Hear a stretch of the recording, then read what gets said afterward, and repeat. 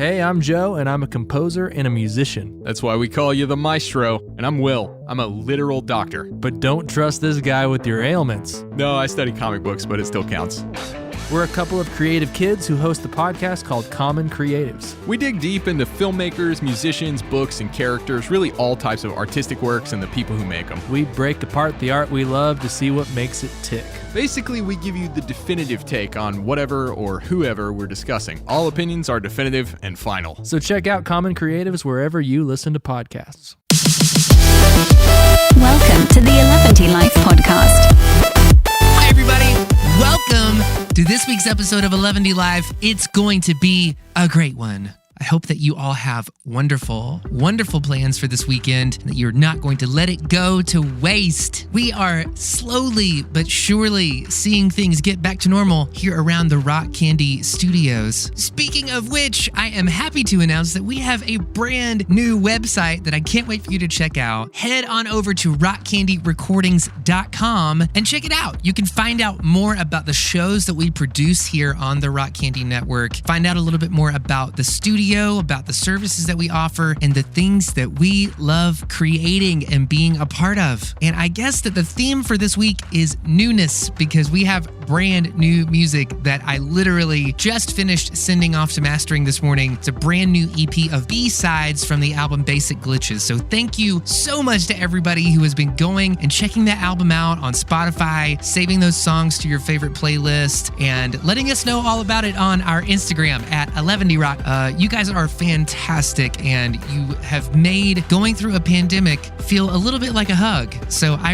really, really appreciate you. Thank you so much for doing that. Huge hugs and high fives to everybody over at the Eleventyseven Facebook group. If you are looking for cool friends who also love unicorns as much as you do, you should check out that Facebook group, because there are some wonderful, beautiful, lovely, talented people just waiting to give you a high five and probably invite you to play video games with them. This week on Eleventyseven, I get to sit down with Silas from the Get Right Band. They are a local band here in the Asheville area, really close to where the Rock Candy recording studios are. And I thought this would be a really cool episode because they are at a very specific phase in their career right now, where they have a brand new killer album that they just released. I've got links to that in the show notes so that you can check that out. They're a band that plays primarily local shows, but they are expanding into their regional markets surrounding this area right now. And of course, they had an entire East Coast tour get canceled because of COVID, like so many of our musician friends. So I'm happy that they decided to spend a little bit of their COVID downtime with us on the show. I know that a ton of people that listen to this podcast are in indie rock bands. They're singer-songwriters. They're people that are either on the fringes or right in the middle of the music industry. And a lot of times it is just so helpful to sit down with other people who are where you are in your musical career and compare notes. So to everybody who is out there hustling, writing songs, doing your art, making your sounds, I just want to take a second to encourage you and let you know that you are seen, you are heard, that what you are doing is important. And the simple fact that I know so many of you out there are following your passions and honing your craft and developing your skills to be able to share joy with the world makes me want to do that even more. It empowers me knowing that there are literally quiet armies of people making magic in their bedrooms, on their laptops, in their studios, with their guitars, with their words. Thank you so much for what you do. This episode goes out to all of you. So without further ado, here is my conversation with Silas from the Get Right Band.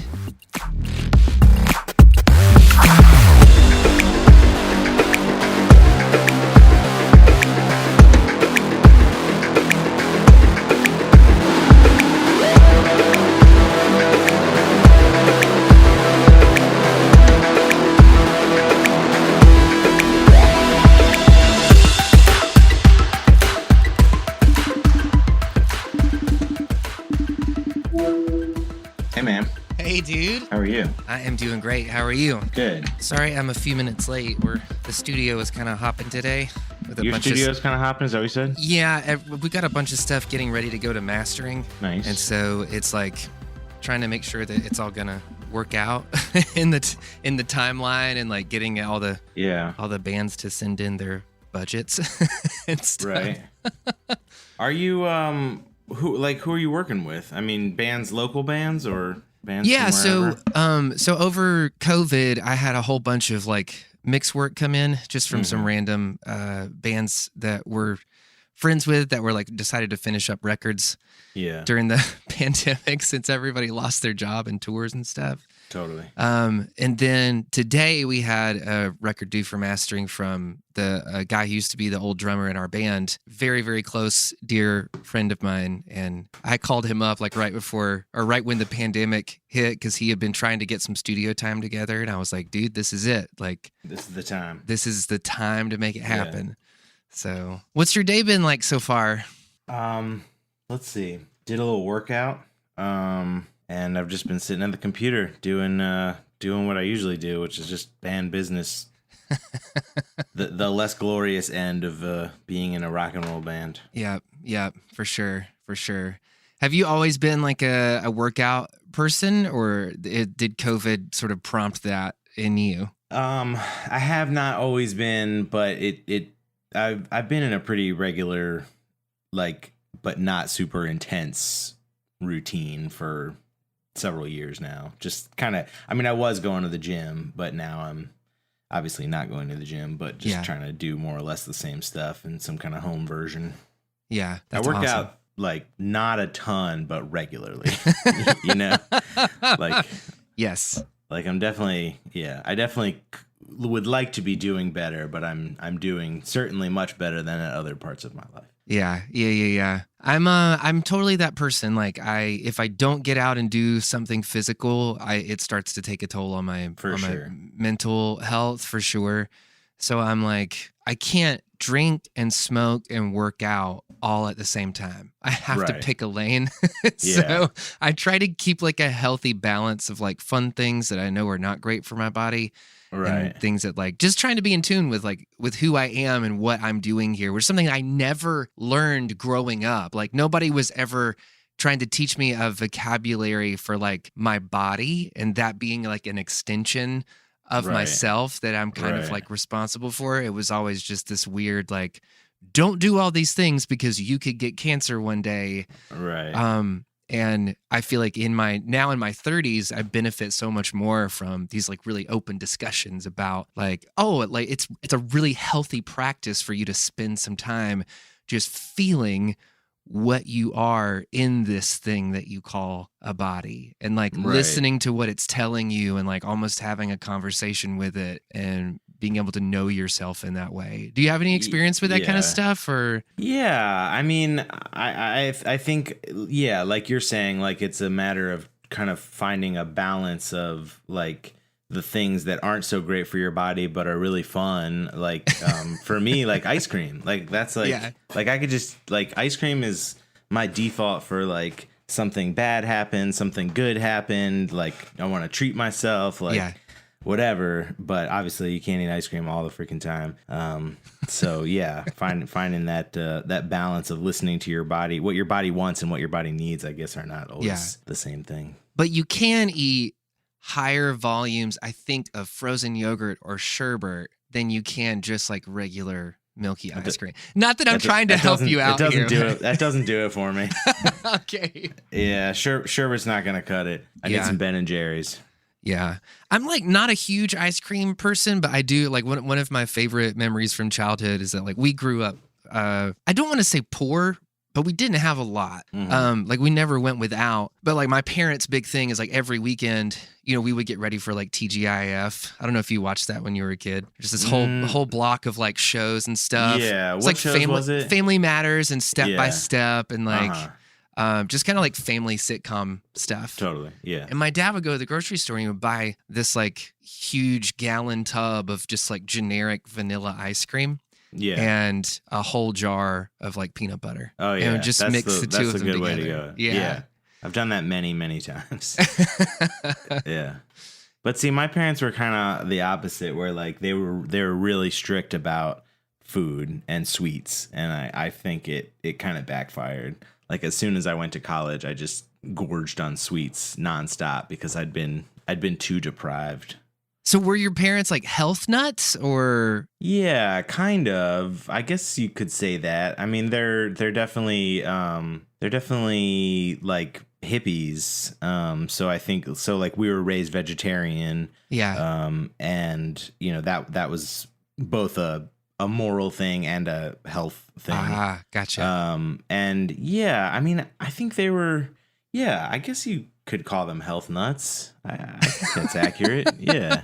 I don't mean that in like a disparaging way. I just like no.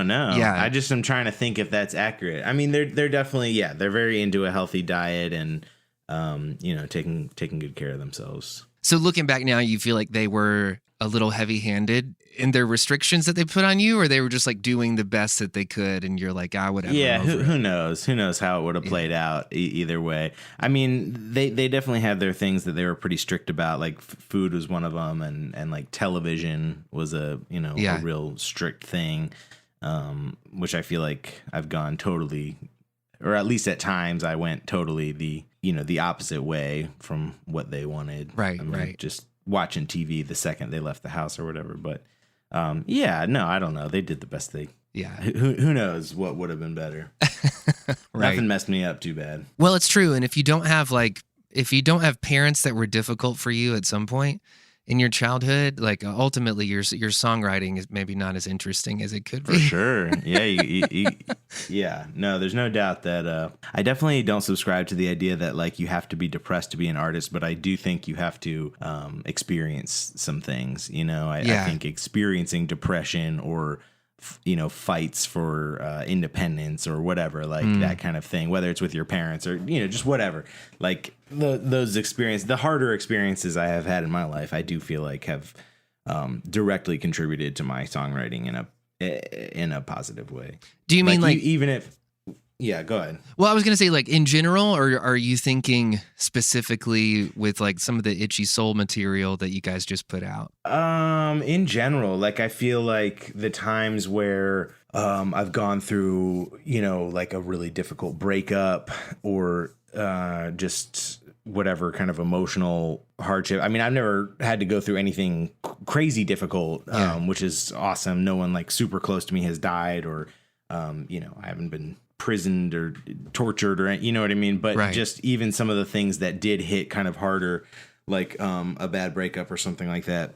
I think they just showed me just deeper sides of the human experience, like if my day to day was like from this sad to this happy, then, it just showed me this and maybe like, and I think that makes you more empathetic because maybe, maybe like losing a child or something is like you can't see my hands right now, but it's some massive. They're off the screen. Thing. That's how wide that is. Right. But, Right. but, and so like I haven't experienced anything like that, but I did experience something that was pushed the extremes of my emotional depth at times, and I think that stayed. Like it didn't shrink back. I think that makes you a better songwriter, and I think in some ways that's why a lot of people get better as they age because you are learning the craft more and getting better at those skills of crafting a song, but you're also having some actual human experience and human hardships. And I mean, some people have those as kids, but I was lucky enough not to really. So there's just more depth, I guess. Yeah. To me, that's the weird thing about pain is that like you kind of have two choices to make with pain that you experience in your life. And it's either to become embittered by it and withdraw or to become empowered and empathetic by it. Yeah. Right. And I feel like nobody's walking one side of that fence, all the time. I feel like people are always kind of like straddling. It just depends on the day. At least for me, that's true. Yeah, like there are times definitely. where I'm like, I have to be embittered by this for a moment and like let myself feel that so that I can let it go and I'm not just like fighting it. Right. So, but yeah, you're right. I'm like kind of interested in what the creative process is for you. Actually, before we even get to that, what's the whole like COVID thing looked like for you guys? Did you end up canceling tours or like? Oh yeah. Okay. Yeah, we canceled a ton of dates. I should count it up one of these days, but it's probably been at least 40 shows or something like that, maybe more. I mean, we're always touring a lot, so anytime it would have, whenever it occurred, it would have hit us like that. But also with the record, our new album came out May 23rd. So that was, right in the middle of the real, quarantine part of this pandemic. Yeah. And so we had a ton of dates and festival shows and concert series and all kinds of venues all over the East Coast that we were going to be playing. And right about now, I think we're going to be heading up the coast on like a longer tour up through New York and Boston and places like that. So, it's we canceled a lot of dates for sure. So are you guys working with a booking agent, or are you this is all just like you guys hustling through the booking thing? 'Cause that's like my least favorite thing. I wish that bands didn't have to do that to book their own shows.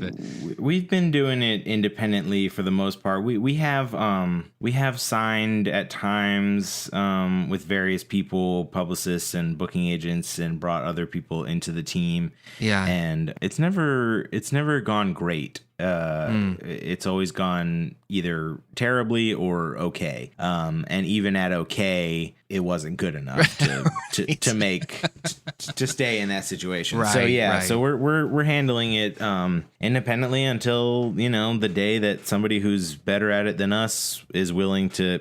I mean, I certainly think those people are out there. Like, I think there's a lot of people who would be better at it than us, but so far they haven't wanted to work with them, and the people who have wanted to work with us haven't, done what we need them to do. Yeah, it's so weird, because I feel like when you're talking about the music industry and you're talking about like bands in particular who are like hustling, trying to make it to that next level, there's so many different things that go into that. Like, there are some bands that are just in it, and it does feel like, even from the outside, like it's an ego trip for the band, but for their fans, it's kind of a fun ego trip to watch. You know what I mean? Like, it's kind of fun to see people go on that journey and to sort of self-destruct. And this is like, the public forum to do it in. Yeah. And so like, you almost like root for bands in that way from like an entertainment standpoint. And then there's this whole other side of like the disappearing middle class of musician that's like, we're just trying to get to a place where our streaming royalties can at least provide us a minimum wage, like, so that we can all live and keep doing what we're doing and not feeling like we're just consistently spinning our wheels here and then have nothing to show for it by the time that we're unable to tour anymore. Right. Yeah. So I don't know like where you guys are in that journey, or if it looks totally different for you. I mean, we're just really in it for the ego, I would say. Right. I'm just kidding. I've never got that impression from your band. Yeah, no, I mean, we're definitely looking for really trying to, like you said, like establish a real career. Like, I think I've actually never heard it referred to as middle class of musicians, but I think that really is kind of the dream in a way. Like, these bands, like even some bands that have had some medium big success, like, I think when I first started playing music and thinking about it as a serious career, I sort of thought success just basically meant like your Dave Matthews Band or something. Right. And as I've gotten further and further in this industry, I've realized there's so many different tiers of success, and that a lot of the middle tiers, I think, are a lot more maybe desirable than the selling out stadiums tier, which I think starts to come with a lot of baggage and celebrity and some things that aren't like necessarily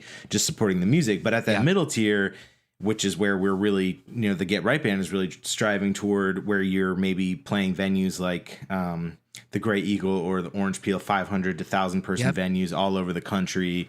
And, that's when you have like good crowds every night. You're making reasonable money. You can hire some team and some crew to help you do things. And you just have access to things on a bigger level, whether that's fans to connect with your music, or outlets to, put your music to more people, or, playing nice rooms and, all that kind of stuff. So, I mean, that's really where we're targeting. But I mean, it's God only knows how a band gets there, For sure, dude. Well, I would love to talk to you about, I feel like I wish that we knew each other better. This wasn't the very first conversation that we were having, but it ends up being like that a lot of times on the podcast. I've had heard of you guys for the past like few years, but I'd never been to a show. I think we may have some mutual friends and some of the people in like the Sure. Asheville music industry. Yeah. And I used to work over at Echo Mountain Oh. with a course that was being taught there. Yeah. So like I'm familiar with a bunch of those guys Sure. and sort of what the workflow is over there. But I'm interested because I think that a lot of people benefit from hearing about the eclectic nature of which albums get created and made nowadays, because it seems like off the little bit of Instagram stalking that I did Yeah. of your band before we did this, Yeah. that you guys sort of recorded different parts in different places, or maybe you were doing like demos at home, or talk me through like the various locations that inhabit your creative process. Yeah, sure. Well, we definitely went about this album pretty differently than any other record. We started writing, I guess the songs generally start with me writing at home, here in this room that I'm sitting in, and bringing it to the band. And we, generally kind of rehearse the songs and work up our version of it.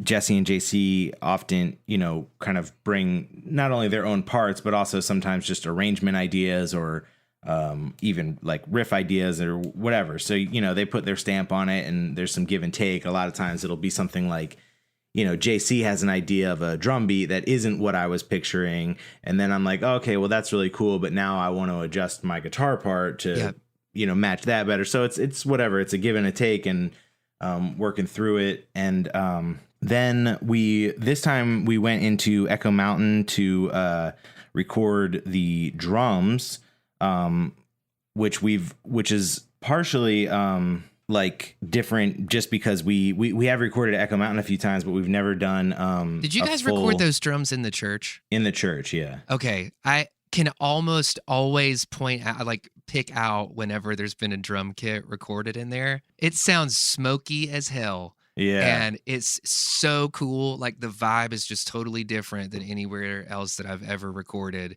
And that was actually one of the things that I thought was super cool about your record, was sort of the subdued but just like crunchy sort of drum tones that you guys were able to get. Anyway, I didn't mean to derail you, but no. I mean, drums are such a for people who don't record, drums are just like, they're so much more difficult than everything else to record, and they're also in I don't know if I want to say they're more important, but they're just like maybe deceptively important in coloring the overall sound and quality of a recording. I feel like so often when a recording does not sound totally professional, it's you're hearing it in the drums. Yeah. And so the JC, the drummer in the band, had the idea for this record to record at home, which we've never done before.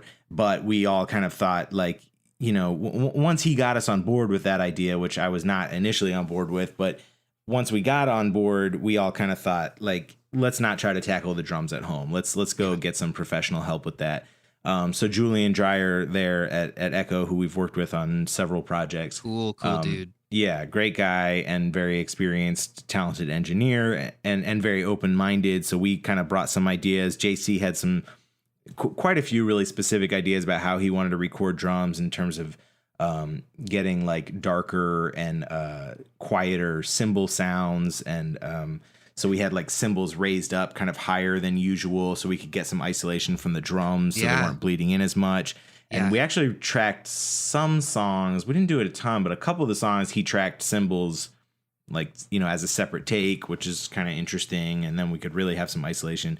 So we got all the drums done. And then we brought that all home to my house, my music room office, which is just a, it's just a room. It's just a bedroom that was turned into an, music room. It's not music.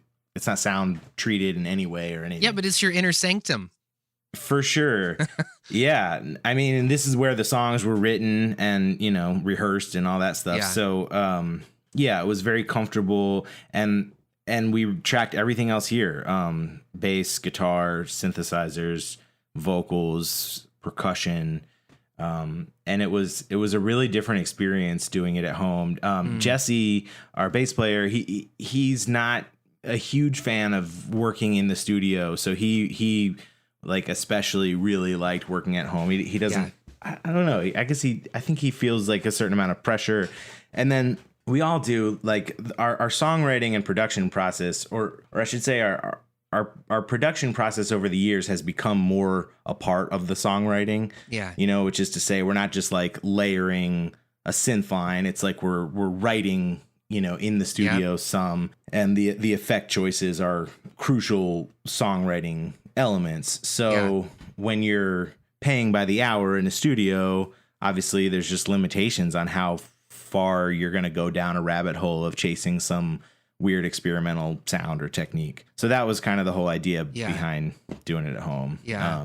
And we took the time and we chased, we went down the rabbit holes. We chased weird ideas. We tried a bunch of stuff that didn't work. We tried a bunch of weird stuff that did work. And it was really fun. Yeah. So did you find it creatively rewarding? Totally. At the end of the process?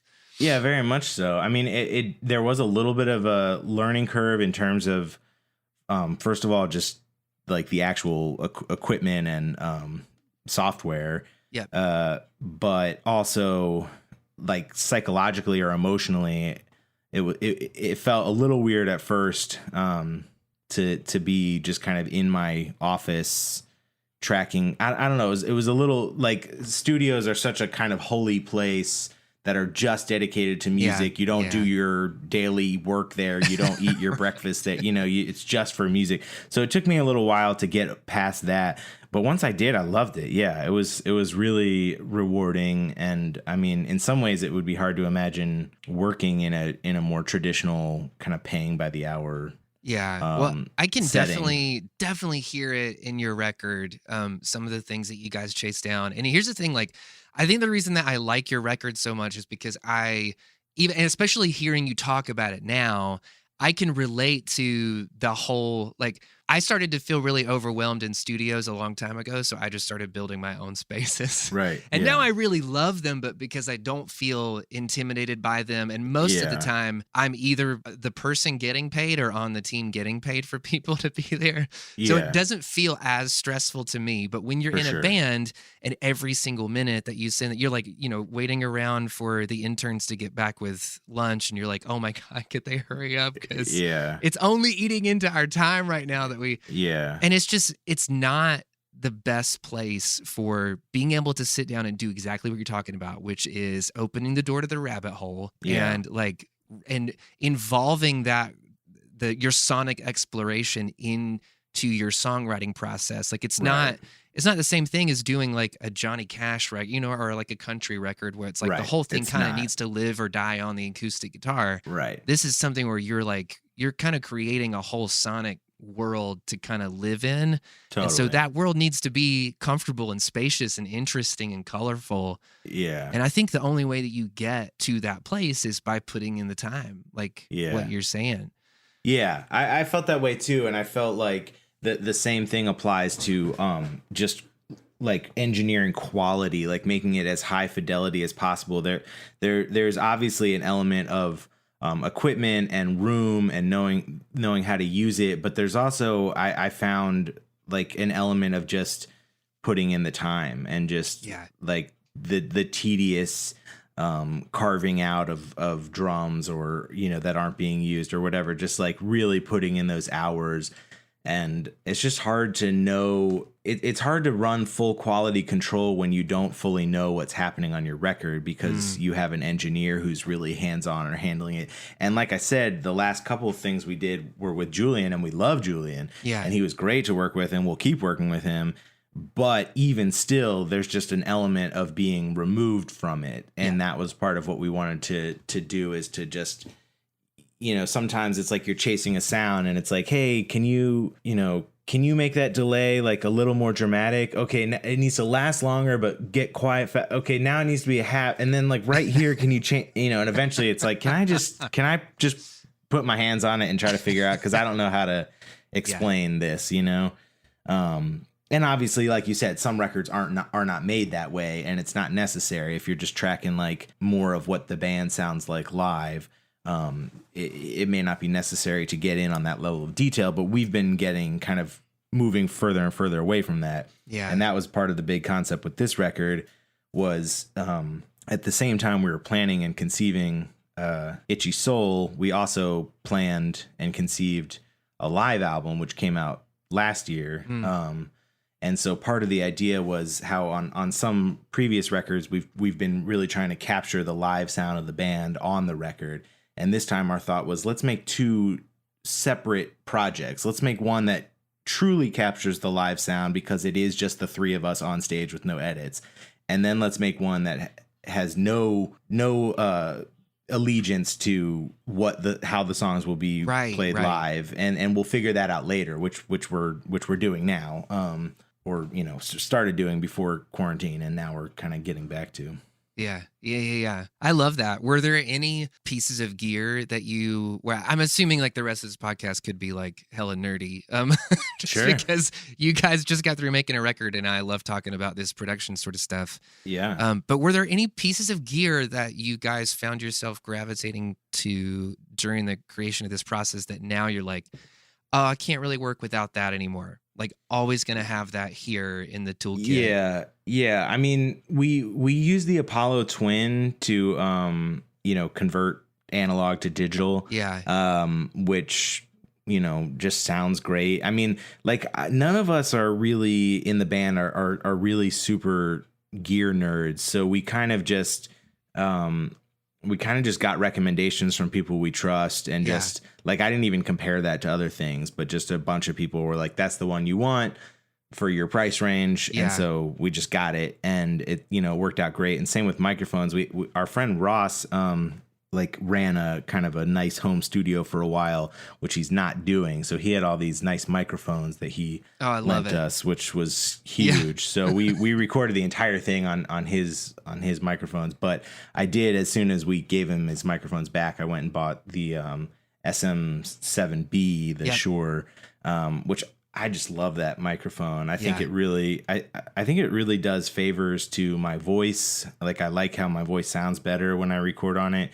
Yeah. And, but it's also just kind of a workhorse. Like I think basically everything sounds good on it. Like it's just a great sounding microphone. So I guess those would be the 2 things, in terms of real gear. And then when we were working on the live album, we decided to mix it ourselves as kind of, sort of a learning process to prepare us for doing Itchy Soul, which is kind of funny in retrospect because in a lot of ways I feel like mixing a live album is actually way harder than mixing a studio album. Yeah, but we didn't really realize that at the time. But so we got Logic Pro at that time and then learned that, and that's again a thing that like I was just making fun demo recordings on GarageBand and stuff, but now that I know how Logic works, I love it. It's great. Killer, dude. I love that. I think I really enjoy seeing bands like take their own agency and kind of becoming as well versed in the studio and in the recording arts as they can be, in addition to like honing their craft as songwriters.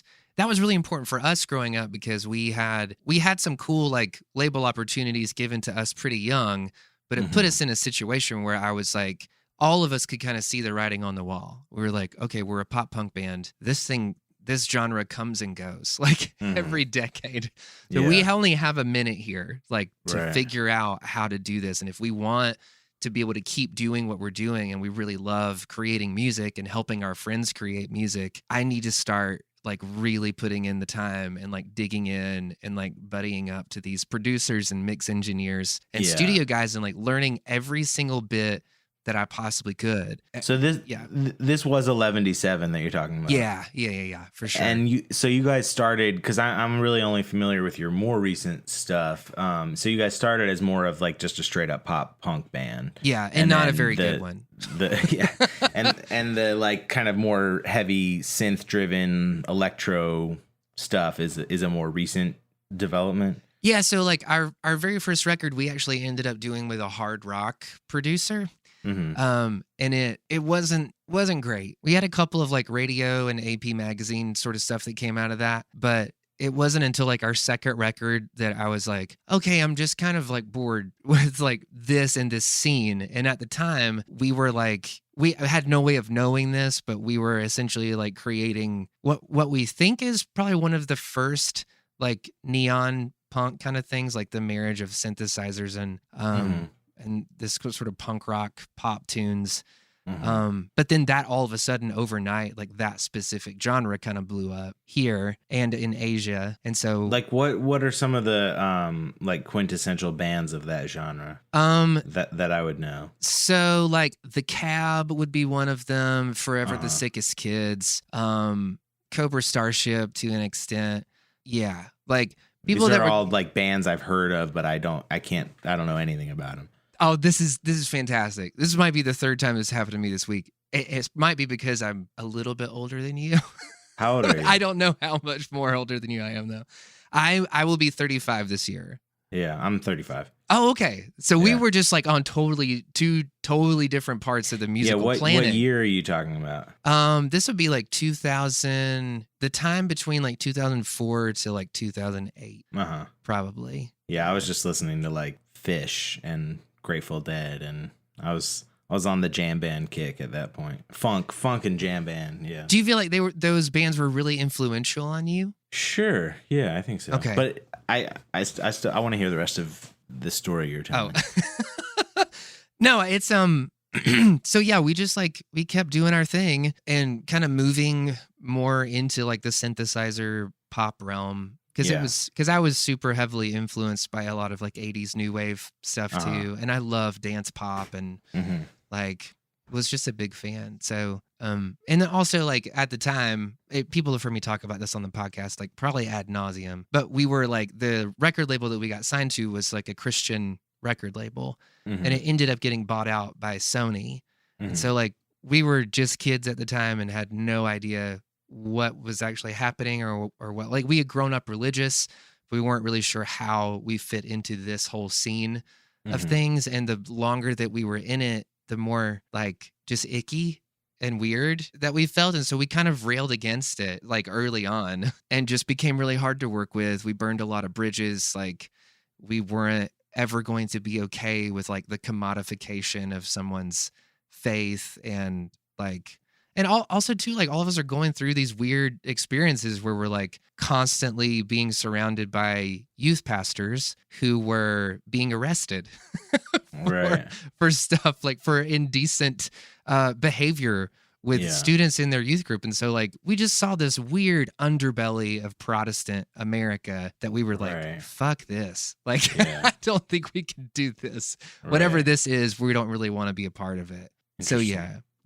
So that was kind of our thing. And it's always sort of felt like we've got a little bit of that mud on our shoes. Like people, there's still a large portion of our fan base, I think, that believes that we're safe to listen to because we must somehow be Christian. But I don't identify as being a Christian. And I'm much more interested in kind of like helping at this phase in my life. I'm way more interested in helping people talk through the weird sort of toxic religious experiences that they may have had when they were younger and try to help them navigate that in the best way that I can. Right. So it's an interesting journey. Yeah. Was that too much? No, not at all. I'm interested because I listened to your new record and I think it really piqued my interest because I think because it's not a genre that I listen to at all or even really like.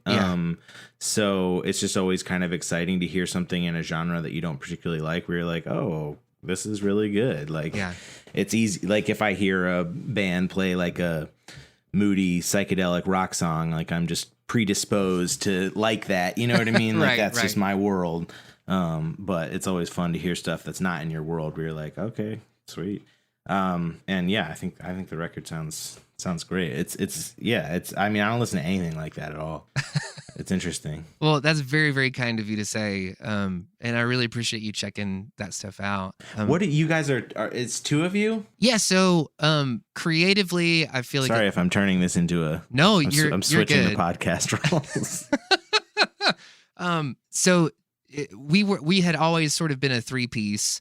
We ended up breaking up a few years ago when I started, like I became a college professor for a little bit. And then just a few years ago, we decided to get back together and give it a go once all of our relationships had kind of healed and we were all friends again. And now we're like in the best place relationally that we could possibly be, that we've ever been, I think, as friends. But because we hold a lot of that band stuff at a distance, like essentially 11D is me doing studio experimentation and like creating quirky pop songs, which I love doing. And I feel like it was always going to happen that way. It's also like really hard for other people to get into that space. It's hard for them to work through my neuroses to be a part of that creative process. And so in the past, I feel like that drove other band members away. And now in the current state that we're in, like everybody who's ever been in our band now has other bands, and I'm like helping produce stuff for them.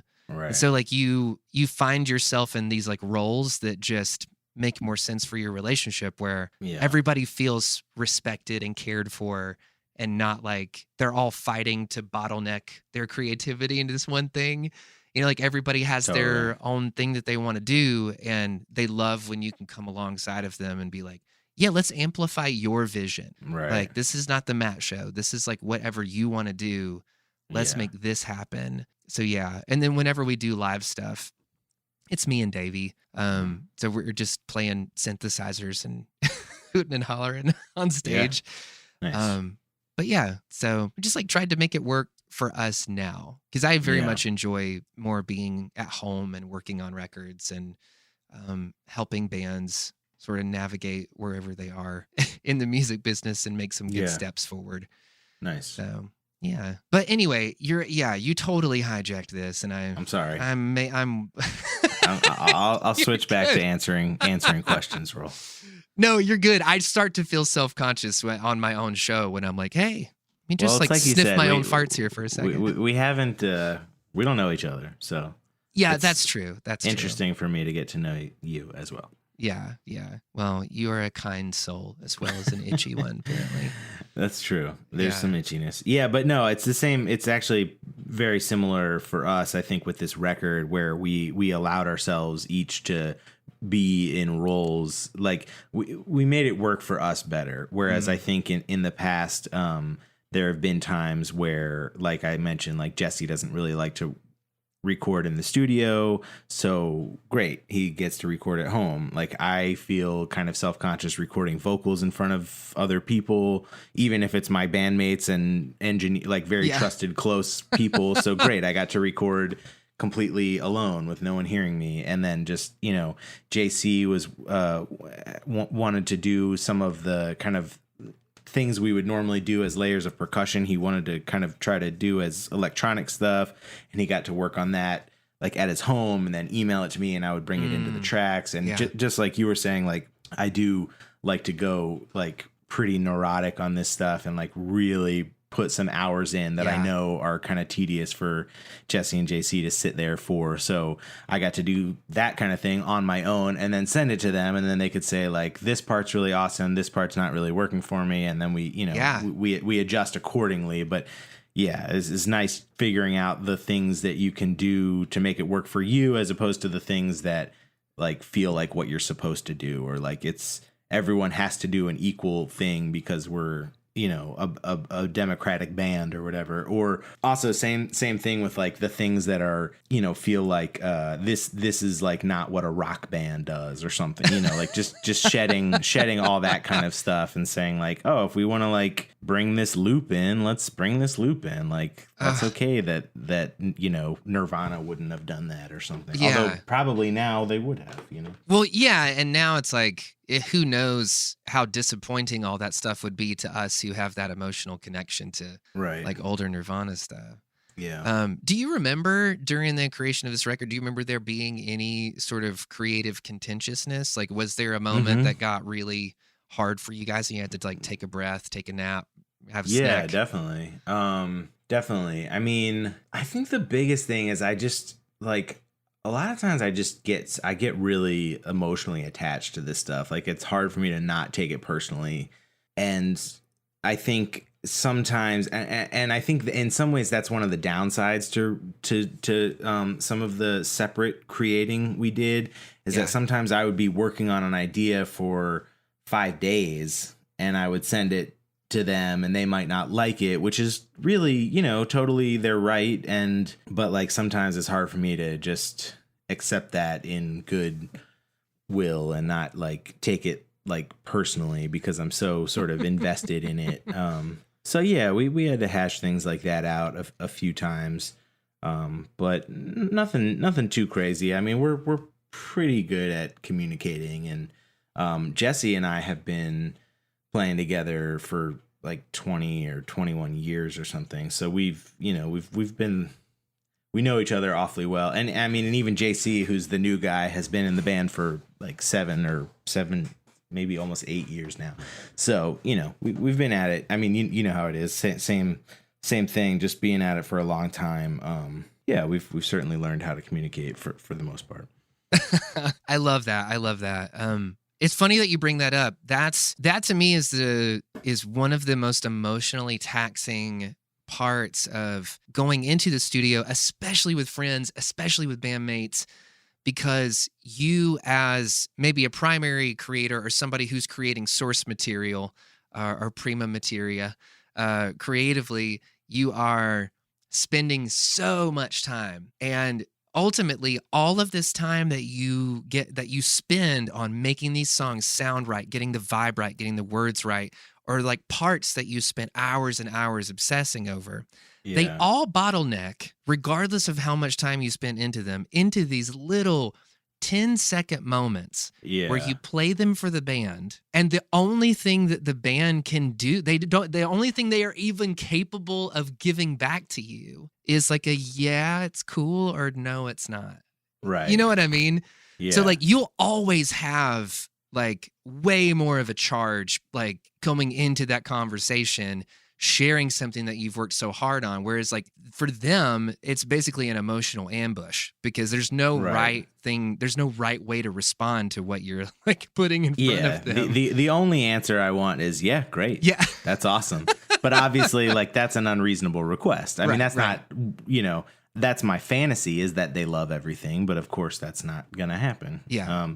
And I think like, for better or for worse, I'm sure there's pros and cons to it, but I do, you know, as a songwriter, I do feel like there's so much of myself in there. And it's the same kind of thing, like when we're playing live, let's say it's a crappy night at a crappy gig and people aren't really paying attention, like it hurts me because I feel like I'm putting myself out there in a way that when I get hired to play guitar for another band or something, I just don't feel that. I'm just having fun playing the song because it's not my heart and soul. Right. And like I make, I got into filmmaking several years ago, and I make music videos for the Get Right band and for some friends that have hired me. And when I'm collaborating with other bands and people who have hired me, like I don't feel emotional about it at all. Like I feel it's so much easier for me to just say like, oh, you don't like that, scrap it. Okay, let's try doing this. Yeah. Whereas just for some reason from the songwriting perspective, it's hard for me to not take it real personal. Yeah. Make it real personal. But another thing too is that we all tried to do just in response to your like you saying, you know, at that moment they can just say yeah or no. Yeah. We have tried. We kind of got into a habit of me emailing them things instead of doing it in the moment in person. Right. And everyone trying to. We didn't always do this, but it happened the other way too, because sometimes JC would make things on his own and email it to us, and we tried to basically just, you know, live with it for a while. Like don't even respond for a few days. I mean, if you hear it and you're like, yes, this is just incredible, great, like sure. But if you're not feeling it, you know, live with it. And sometimes things really do grow on you. And that happened several times where JC sent something that I was like, I don't know if I really hear this. And then I listened a couple more times and I was like, okay, I think I get it. And then a couple more times I was like, all right, yeah, this is awesome. Let's do it. It just isn't how I was thinking about it. So it can be hard to kind of rearrange your brain. And some of these songs are songs we've been playing live. So that can be its own challenge or, you know, kind of like you get with demo-itis or something where you're so used to hearing it this one way, and now it's like, okay, we're going to completely depart from the live version. We're going to change the time signature or something. And like, it can be really hard to, you know, get used to hearing it this different way. Yeah. Yeah. I'm definitely over the years, I've come to realize that I feel like there are, not to whittle the entirety of musical creativity down to these two personality types, but it does seem like there's this recurring archetype of you have artists that can come into the studio and they excel so well in just being in that creative space, or specifically drummers that come in here where I'm like, I can just speak drummies to. And be like, hey, let's try this out. Let's go double time here. Let's crash into the chorus. Let's try a new fill. Like, actually give me 3 or 4 fills here and let's pick like the coolest one. And people that are able to just like go on the fly like that are the best ones to work with, because they it's almost like they don't even have the emotional bandwidth to fight about stuff. They're there with you in the same respect. Like, they want something cool to happen, so they're cool to just like keep going and charging through the material. JC is definitely like that. He's a beast in the studio. I mean, he has emotional opinions about stuff more so later, I think, in the process when we're layering things and mixing and stuff. But yeah, in the studio, he's real. We really pushed him, and he pushed himself to really try some new recording techniques in this. In this on Itchy Soul, like some of the songs he made a loop. Some of the songs he did fills as separate takes. Some of the songs were like part electronic beats and part real beats, and same with bass. Actually, Jesse played synth bass on a few songs, which is not something we've ever done before, and it was cool just kind of mixing in between the real bass and the synth bass, and it was just cool branching out for all of us, for sure. Yeah, I love that, man. Yeah, like the other type of person in the studio is like the artist that comes in and they can't do anything outside of what they came in there with. Like, if there was a melody or a guitar part or something, that's the only thing that they can hear. They can't hear outside of it, and so they can't play outside of it. Right. And it does feel like it slows the creative process when you're like, hey, we're not even asking you to replay the song any different. It's just in this one spot. Let's just do something like a little bit more interesting to keep the listener involved and like. Yeah, I did a really interesting like hired gun recording session a few months ago where the guy whose song it was had recorded demos, and he wanted the demos, he wanted the real version to be identical to the demos with no variation whatsoever, and it was really interesting. It was a really odd project, and the final result came out sounding indistinguishable from the demo, which begs the question of why did we do it at all? But it was it was a very interesting process. It was very much like, I know exactly what I want. I do not want to hear other ideas for variations or changes or development. Let's just knock it out exactly like this. Yeah. It was interesting. I love it. One of the things that I really enjoyed about your record was, I think that a lot of times, especially thinking about some of the local stuff that I experience here, a lot of times the biggest issue that I have with local bands oftentimes is just like a composition thing. They're super talented. They're writing really cool parts. Everything about what they're doing has a cool vibe. It's awesome. I love it. But it's either like too busy or needs to be moved around somewhere, or like something needs to win. Like, and I think that they a lot of times, like, artists forget that you are creating a product for people to consume and enjoy. And you don't want to include so much in that they're discouraged from like hitting the repeat button.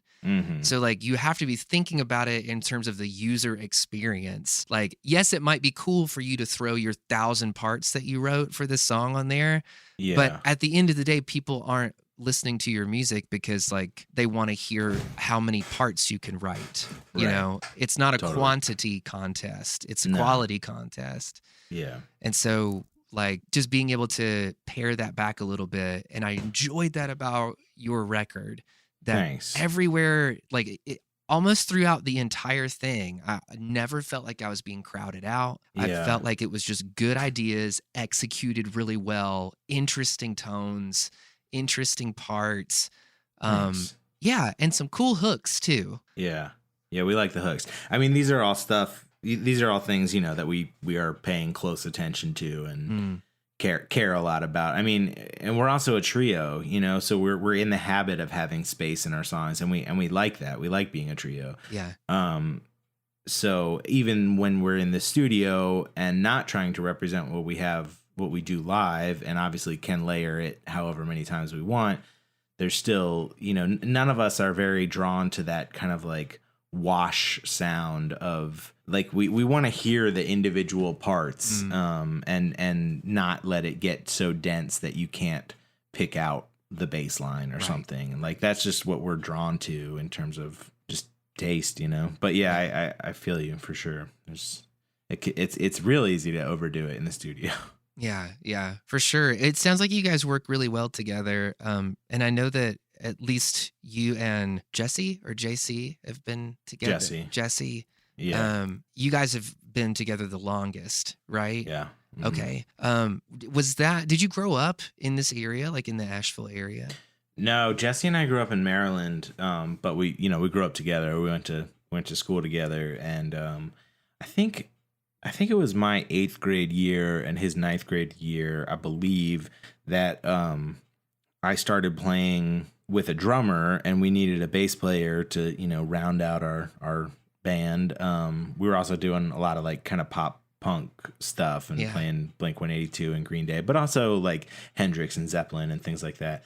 And I saw Jesse play. I knew him a little bit just from school, but we weren't friends. Yeah. And I saw his band play at some school event, and after the gig, I was like, my band is better than your band. You should quit. You should quit your band and join my band. And I don't think that's probably not really what I said. I don't know what I said, but he did join our band. And then I just played in a million bands with him. Like, we played in several bands through high school.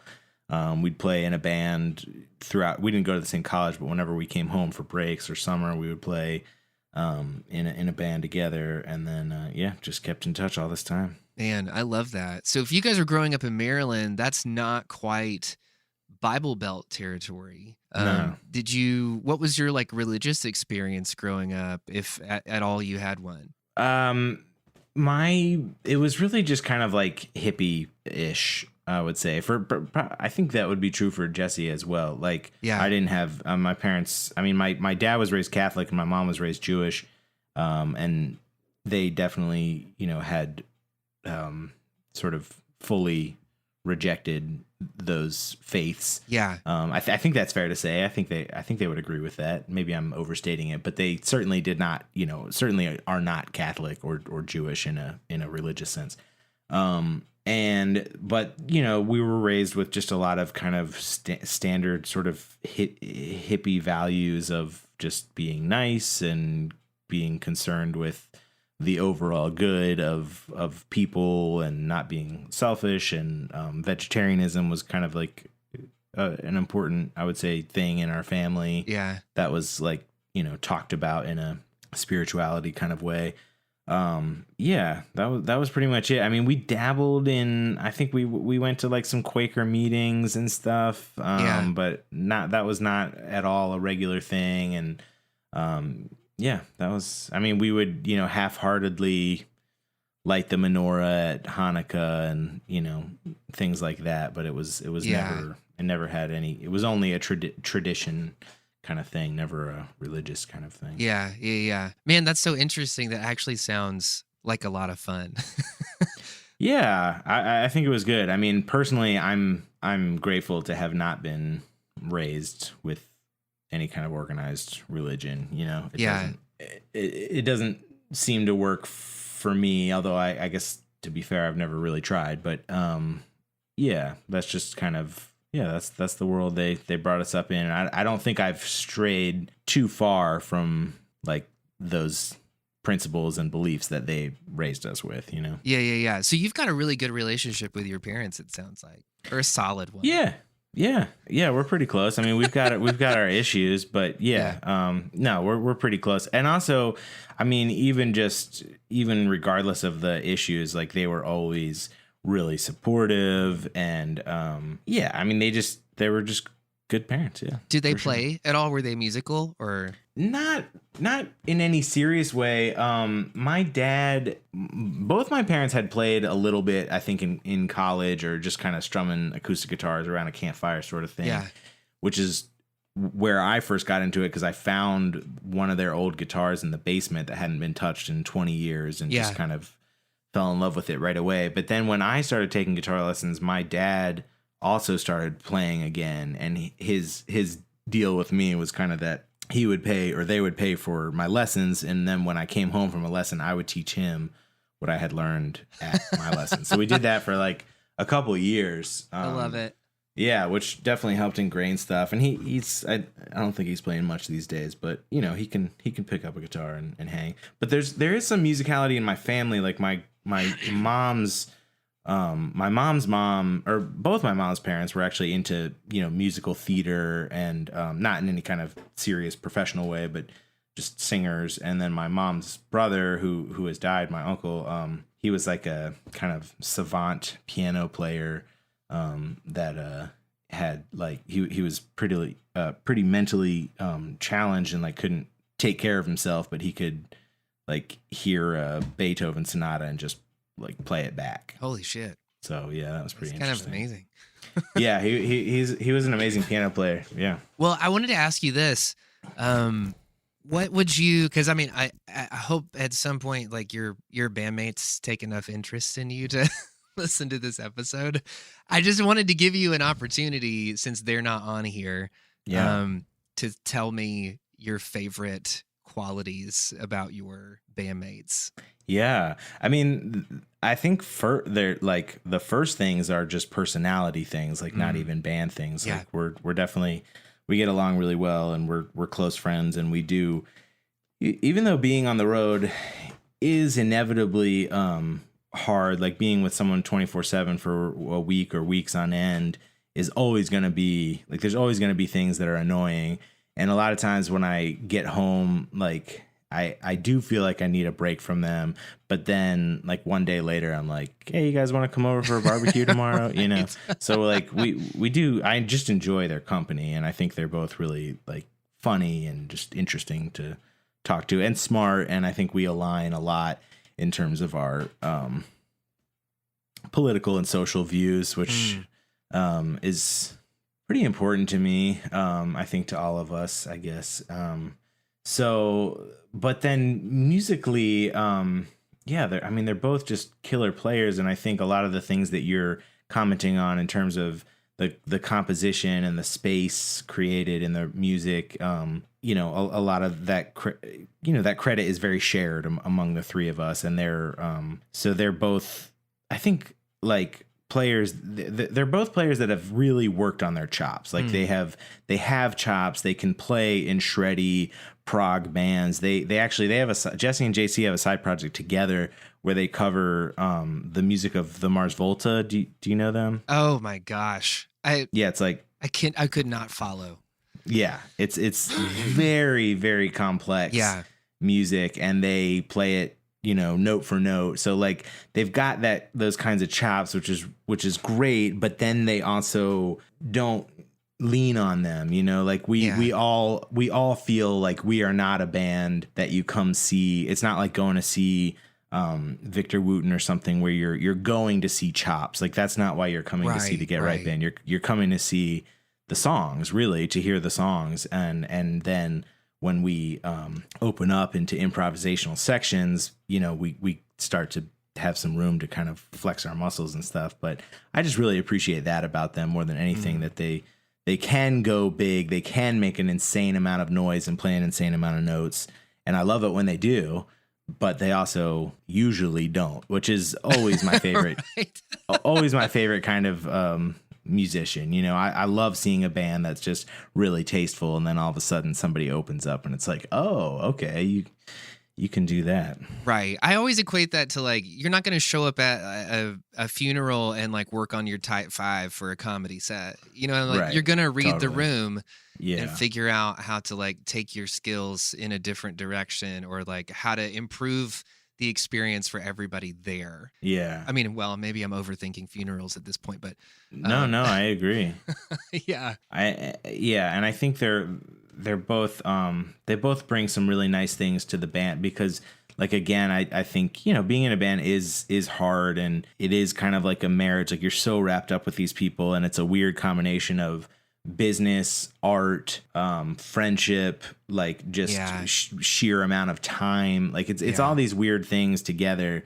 And, you know, I definitely feel grateful that they're good people to do that with, but they also have some very specific qualities that support that. Like JC talks a lot about, you know, sustainability, like of the band, like, you know, let's not do that because like we're going to get too fried, or like, this is the time to really push ourselves hard, and like, you know, has that kind of outlook. And Jesse has a real outlook of like positivity, where, you know, sometimes we play a crappy show and I'm like, you know, kind of feeling like, fuck that was kind of a soul suck. And he's like, man, it was so fun to play music with you guys. And I'm like, oh, right. That's what I should be. That's how I should be feeling right now. And so, you know, there's great, you know, they got some great qualities like that help maintain the musical, but also just kind of like emotional, psychological well-being of the band. Yeah. Man, I love that. Is there something from Itchy Soul that you feel the most proud of? Is there like a musical moment or a song or a track off that record that you feel like? Yeah, I think in some ways, there's two, I guess, that really have kind of stuck out to me. The final song on the record, Can't Stand. I just really love that song, and I don't know, it might partially be because it changed so much. Like that's the song for sure that's changed the most from how I originally wrote it. I wrote it in 6/8, and it was kind of like I had a side project for a while called Love Struck Suckers that was me and 3 string players, violin, viola, cello, and then we've done a number of shows where we combine the two groups. So it's basically the Get Right band with a classical string section. Yeah. And the only time we'd ever played the song Can't Stand was with them. And it was a real kind of slow 6/8, like pretty thing with strings. And JC had the idea to put it in 4/4 for the record. And that was one of those examples like we talked about before, where he changed what he was doing.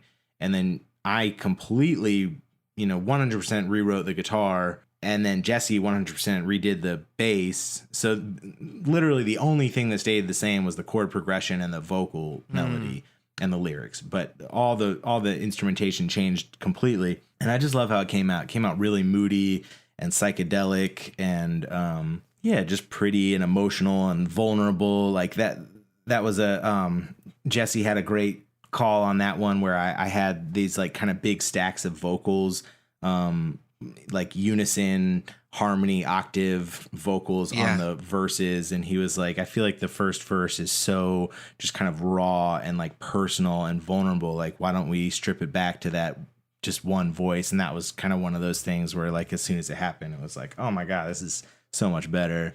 So I feel really proud of that one. And then the song before it is called Get So High, and that's maybe my other favorite track on the record.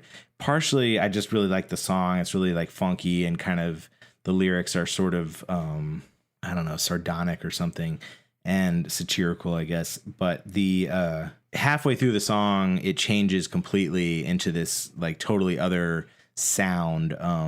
And the whole second half of the song is kind of like just very unlike anything we've done. It's a lot more electronic. There's like, do you know the band Poolside? Yeah. It's kind of in that realm of sort of half band, half electronic loops and just grooviness. And yeah, it was just really fun to make. It was really collaborative. All that started. We knew we wanted halfway through to switch to something totally different, but we had no idea what it was. And we tried some like drastically different things. And then JC came up with this cowbell part that was super dancey. And then we started stacking things on top of that. And it just played out really cool. Yeah. And I like how that sounds. I love it, man. Well, Silas, thank you so much for coming on to 11D Life. And this has been so much fun. And I really hope that we get the chance to share a beer or something sometime here once all the COVID shit settles down. Yeah. Hopefully that'll be a thing that happens. Yeah, man. I appreciate you having me. It's good talking.